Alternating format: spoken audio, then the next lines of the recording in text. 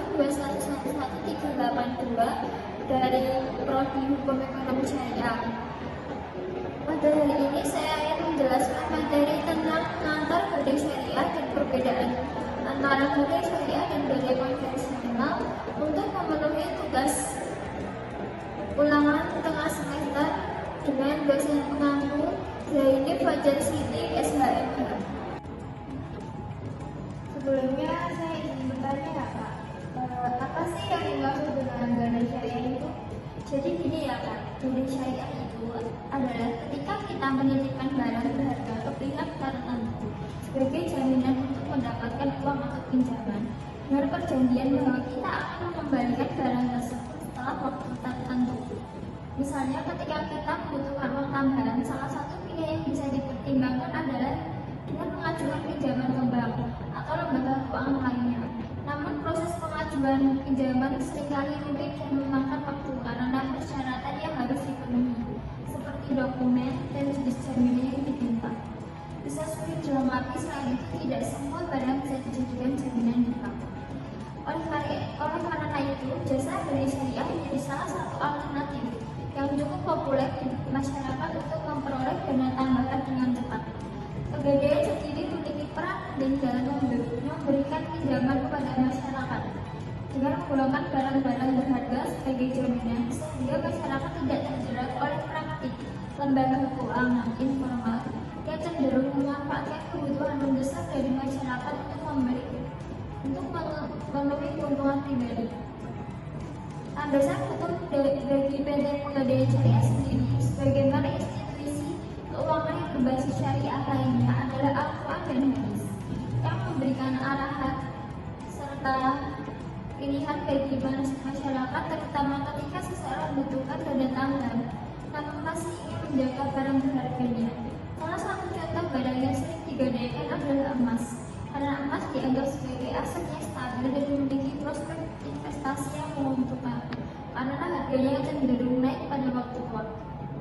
Praktik gadai sendiri juga mendapatkan dukungan dalam Islam karena agama ini memberikan panduan komprehensif bagi segala aspek kehidupan, termasuk dalam hal ekonomi dan sosial. Agama Islam sendiri menjelaskan kepada umatnya untuk saling membantu, di mana mereka yang sudah mampu diwajibkan untuk membantu mereka yang membutuhkan, baik dalam bentuk pemberian maupun pinjaman sebagai bagian dari prinsip keadilan sosial dan solidaritas dalam masyarakat. Dalam Islam sendiri, pegadaian atau badai adalah ketika seseorang menahan barang miliknya sebagai jaminan atas pinjaman yang dia terima. Ini dilakukan karena barang tersebut memiliki nilai ekonomis. Dalam dunia aturan syariah, ada dua jenis jaminan yang ada dalam Islam, yaitu jaminan orang atau kafalah dan jaminan harta tahan. Dan terjadi saat seseorang menggadaikan barang sebagai jaminan untuk hutang yang dia ambil, memberi pinjaman memiliki hak untuk mengambil kembali sebagian atau seluruh hutangnya dengan menggunakan barang jaminan jika peminjam tidak bisa membayar. Jadi gitu ya Pak. Lalu bagaimana sejarahnya badai syariah di Indonesia ya Pak? Badai syariah sendiri pada masa kolonial Belanda itu, pembangunan ekonomi suatu negara itu tidak hanya ditopang oleh sistem hukum yang mengikuti aturan-aturan formal atau rules of law, tapi juga harus memperhatikan nilai-nilai moral dan prinsip keadilan atau rules of moral atau rules of justice.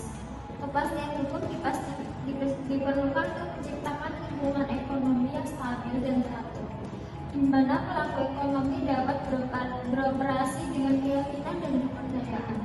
Namun kepastian moral dan keadilan memiliki peran penting dalam memastikan bahwa pembangunan ekonomi tersebut tidak hanya menciptakan kekayaan bagi sebagian kecil masyarakat, tetapi juga menyebarkan manfaat secara merata sehingga menciptakan masyarakat yang sejahtera, adil, dan makmur secara keseluruhan.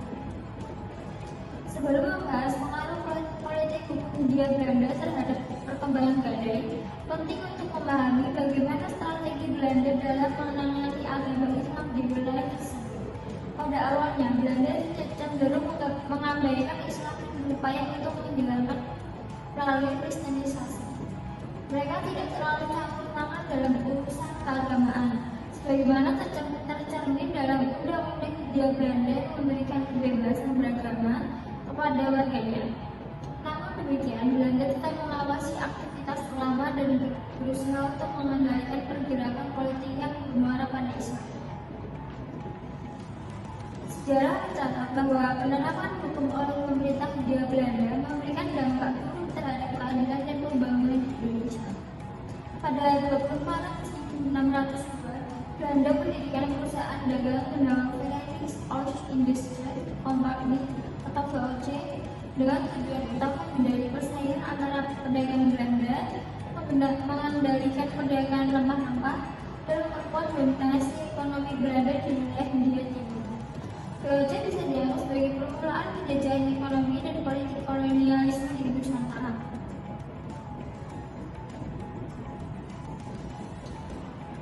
Jadi, pada umumnya hal ini disebabkan oleh sistem feodal yang memaksa rakyat menyerahkan hasil pertanian mereka atau bekerja sebagai pekerja namun menerima pembayaran pada rakyat membutuhkan upah yang bisa didapatkan karena bekerja.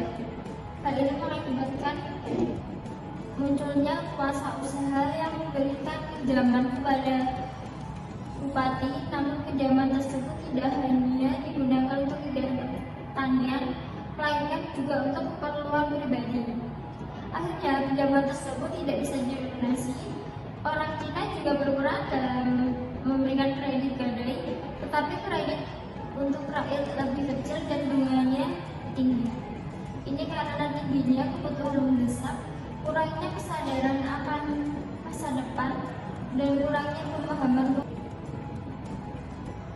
Selanjutnya itu sejarah gadai setelah kemerdekaan. Pada periode 1945 sampai 1952, sistem ekonomi Indonesia masih dualistik dengan ekonomi yang bercorak pada kolonial dan didominasi oleh sektor perkebunan yang berpusat di Jawa dan Sumatera.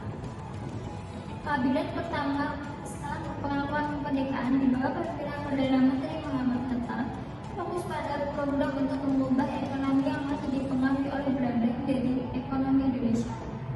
Masa ini dapat dianggap sebagai periode ekonomi perang yang mirip dengan masa depresi. Oleh karena itu, nasionalisme memiliki langkah untuk mengubah pola ekonomi yang sebelumnya lebih cenderung liberal yang merupakan warisan dari pemerintah Hindia Belanda. Tujuannya adalah untuk memberikan Indonesia kedaulatan ekonomi agar dapat mengatur aspek-aspek lainnya secara lebih baik untuk masa depan. Setelah Indonesia merdeka, Pegadaian mengalami perubahan status menjadi perusahaan negara Pegadaian berdasarkan Undang-Undang Nomor 19 PRP tahun 1960 dan Peraturan Pemerintah Republik Indonesia Nomor 178 tahun 1961 tanggal 3 Mei 1961. Setelah itu, status badan hukum Pegadaian kembali diubah menjadi perusahaan jabatan atau kerja melalui Peraturan Pemerintah Republik Indonesia Nomor 7 tahun 1969 tanggal 11 Maret 1969 dan Undang-Undang Nomor 9 tahun 1969 tanggal 1 Agustus 1969 yang menjelaskan bentuk-bentuk badan usaha negara dan kerja, perusahaan umum, perlu, dan perusahaan perseorangan. Perubahan bentuk badan hukum Pegadaian bertujuan untuk meningkatkan produktivitas dan efisiensi. Hal ini dikarenakan Pegadaian memiliki sejarah dalam mencegah praktik ilegal seperti izin atau rentenir, serta mendukung kesejahteraan rakyat kecil dan program pemerintah di bidang ekonomi pembangunan nasional. Sebagai hasilnya, badan hukum Pegadaian diperkuat kembali dengan diubah menjadi perusahaan umum atau PUM sesuai dengan peraturan pemerintah nomor 10 tahun 1990 tanggal 10 April 1990 yang kemudian direvisi dengan peraturan pemerintah nomor 103 tahun 2000 tentang perusahaan umum atau PUM Pegadaian. Pasal 6 dan 7 peraturan pemerintah nomor 103 tahun 2000 tersebut menjelaskan bahwa tujuan dari perusahaan adalah untuk memberikan manfaat kepada masyarakat umum dan sekaligus menghasilkan keuntungan berdasarkan prinsip pengelolaan perusahaan. Maksud dan tujuannya adalah untuk mencapai efisiensi dan kemanfaatan yang lebih besar bagi masyarakat secara umum. Ada pertanyaan lagi, Kak? Lalu apa perbedaan antara gadai syariah dengan gadai konvensional? Jadi gini ya Kak, perbedaan dari gadai konvensional dan gadai syariah sendiri. Di Indonesia itu gadai konvensional dan gadai syariah ada dua sistem hukum yang berbeda. Mereka mengatur dalam kerangka pluralisme hukum di mana ada tiga sistem hukum yang berlaku sehari-hari, yaitu hukum perdata, hukum adat, dan hukum Islam. Nah, dalam hukum perdata, gadai diatur sebagai bagian dari jaminan atas barang. Hal ini diatur dalam buku 2 pasal 1150 hingga pasal 1160 KUH Perdata.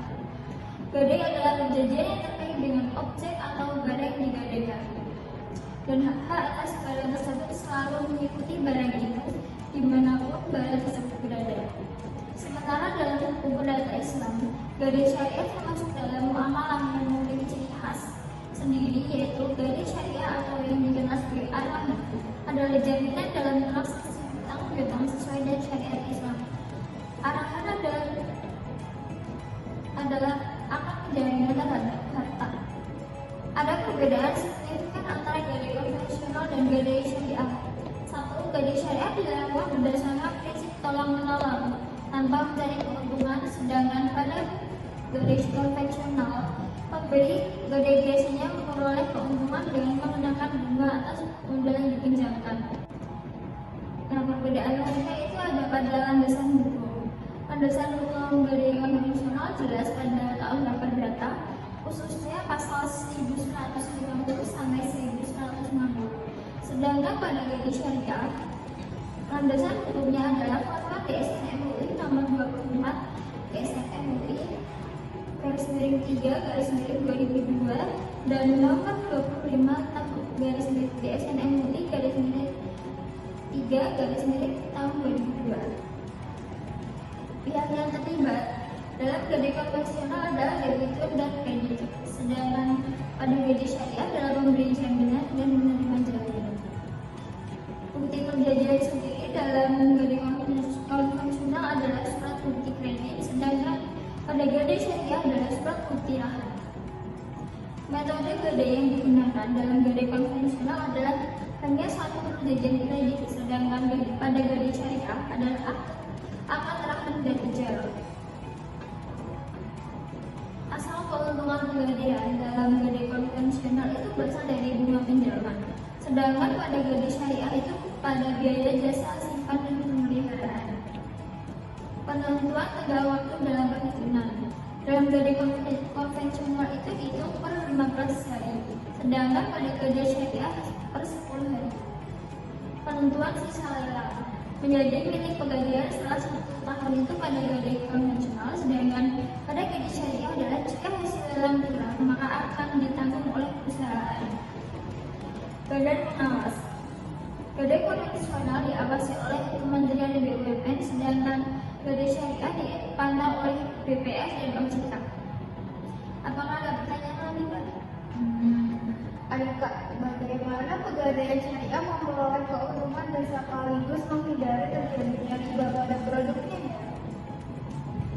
Jadi gini, pegadaian syariah tidak menekankan pada pemberian bunga dari barang yang digadaikan.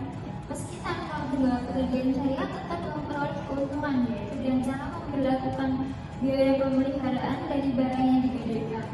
Biaya itu dihitung dari nilai barang, bukan dari jumlah pinjaman. Lalu bagaimana sih Kak jika barang gadai apabila rusak atau hilang di tangan penerima gadai? Siapa yang akan bertanggung jawab? Nah, pada kasus kerusakan atau kehilangan barang jaminan selama proses gadai berlangsung, itu akan ditanggung oleh PT Pegadaian atau perseorangan sebagai bertanggung jawab atas benda jaminan gadai yang rusak atau hilang tersebut ya. Baik, kalau prosedur yang akan diambil oleh pegadaian apabila nasabah sudah tidak mampu melunasi hutangnya bagaimana Kak? Nah, jika nasabah sudah tidak melunasi hutang atau hanya membayar jasa simpannya, maka pegadaian melakukan eksekusi barang jaminan Lalu selisih antara nilai penjualan dengan pokok pinjaman, jasa simpan dan pajak merupakan uang kelebihan yang menjadi hak nasabah. Sudah Kak?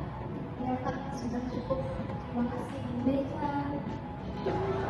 Sekian penjelasan materi dari saya tentang pengantar gadai syariah dan perbedaan antara gadai syariah dan gadai konvensional.